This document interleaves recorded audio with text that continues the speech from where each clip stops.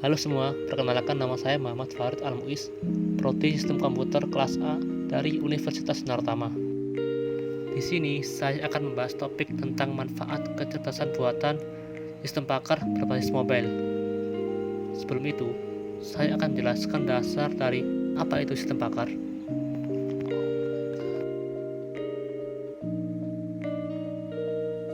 Sistem pakar atau expert system adalah salah satu cabang dari AI Artificial Intelligence khusus untuk penyelesaian masalah tingkat manusia yang pakar.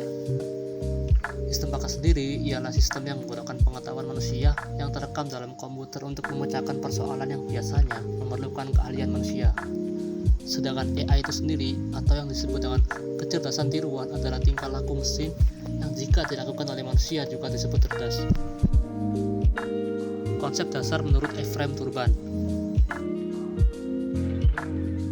Terdapat 3 orang yang terlibat dalam lingkungan sistem pakar, ialah pakar, knowledge engineer, dan pemakai. Beberapa penjelasannya ialah: pertama, pakar adalah orang yang memiliki pengetahuan khusus, pendapat, pengalaman, dan metode, serta kemampuan untuk mengaplikasikan keahliannya tersebut guna menyelesaikan masalah. Yang kedua, knowledge engineer adalah orang yang membantu pakar dalam menyusun area permasalahan dengan menginterpretasikan dan mengintegrasikan jawaban-jawaban pakar atas pertanyaan yang diajukan, menggambarkan analogi, mengajukan counter example, dan menerangkan kesulitan-kesulitan konseptual. Yang ketiga, pemakai.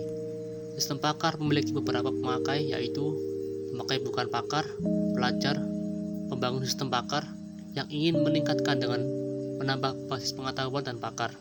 Berikutnya, perbedaan pakar manusia dan sistem pakar. Ada 2 perbedaan dari sistem pakar itu sendiri. Dari pakar manusia, terbatas waktu karena manusia membutuhkan istirahat.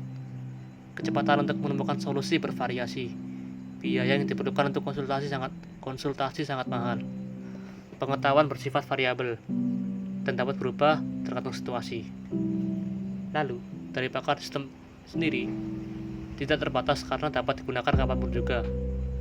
Dapat digunakan di berbagai tempat. Pengetahuan bersifat konsisten.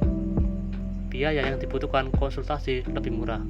Berikutnya, kelebihan dan kekurangan sistem pakar. Dari kelebihannya, masyarakat yang bukan pakar atau masyarakat awam bisa memanfaatkan keahlian di bidang tertentu tanpa kehadiran seorang ahli. Mengambil dan melestarikan keahlian rangka, menghemat waktu dalam penyelesaian masalah yang kompleks, dapat beroperasi dalam lingkup yang berbahaya. Lalu kekurangannya ialah biaya yang diperlukan untuk pembuatan dan pemeliharaan sistem relatif mahal, berkurangnya daya kerja dan produktivitas manusia, karena semua dikerjakan oleh sistem secara otomatis. Sulit dikembangkan karena erat kaitannya dengan ketersediaan para ahli, membutuhkan waktu yang lama untuk mempelajari sistem. Adapun itu, struktur sistem pakar dapat ditampilkan melalui 2 lingkungan, yaitu lingkungan pengembangan dan lingkungan konsultasi. Bisa dilihat dari gambar sebelah kiri, gambaran tersebut merupakan komponen yang terdapat dalam arsitektur atau struktur sistem pakar. Di antaranya, antarmuka, basis pengetahuan, akuisisi pengetahuan, musik motor interferensi, workplace atau blackboard, fasilitas penjelasan, dan perbaikan pengetahuan. Seperti yang sudah dijelaskan sebelumnya, sistem pakar berbasis mobile ialah suatu program yang diimplementasikan melalui teknologi mobile, contohnya smartphone ataupun Android, melalui sistem Wi-Fi ataupun wireless application protocol. Pada pembahasan kali ini, kita akan membahas pemakaian sistem pakar berbasis mobile dalam bidang medis, yaitu pendeteksi penyakit pada ginjal. Pembahasannya, pada penelitian ini, sistem pakar dirancang menggunakan teknologi mobile sehingga pengguna sistem pakar dapat dengan mudah mengakses aplikasi. Ada 2 bagian yang akan dirancang, yaitu mesin inferensi yang akan diletakkan di sisi server. Bagian ini dibuat dengan bahasa pemrograman PHP dan basis data MSQL. Dan di sisi client, yang akan diletakkan di perangkat mobile pengguna.